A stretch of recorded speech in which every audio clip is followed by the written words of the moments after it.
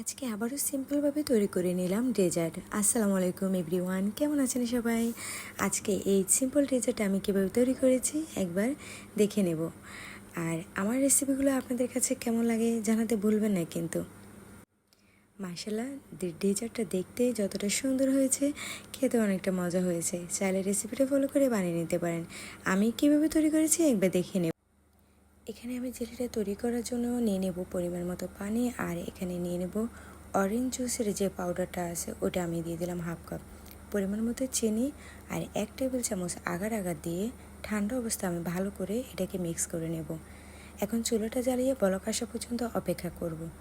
এখন এখন আমি জেলিটাকে সেট করে নেব। আধা ঘন্টার জন্য এটাকে আমি রেস্টে রেখে দেব। আধা ঘন্টা পরে আমি এখন জেলিটাকে কেটে নেব। দেখতে পাচ্ছেন কতটা সফট হয়েছে আর কতটা সুন্দর হয়েছে। একদম পারফেক্ট একটা জেলি আমি তৈরি করে নিয়েছি। এখন হাফ লিটার দুধে আমি হাফ কাপ চিনি এখানে দিয়ে দিলাম, আর দিয়ে দেবো এখানে আগার প্রায় 1 টেবিল চামচ।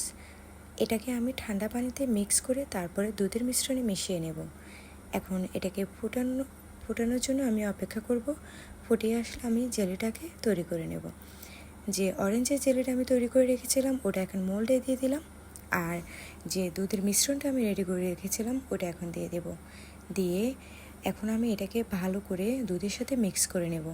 মিক্স করা হয়ে গেলে 1 ঘন্টার জন্য এটাকে আমি রেস্টে রেখে দেব, আর আধা ঘন্টার জন্য এটাকে আমি ফ্রিজে ঠান্ডা করে নিয়ে সেট করেছি। দেখতে পাচ্ছেন কতটা পারফেক্ট হয়েছে আর কতটা সফট হয়েছে। আমি যখন কাটতেছিলাম তখনই বুঝতে পারতেছেন এটা কতটা সুন্দর হয়েছে, কতটা পারফেক্ট হয়েছে। আমার রেসিপিগুলো কার কাছে কেমন লাগে জানাতে ভুলবেন না কিন্তু। ভালো থাকবেন সবাই। আল্লাহ হাফেজ।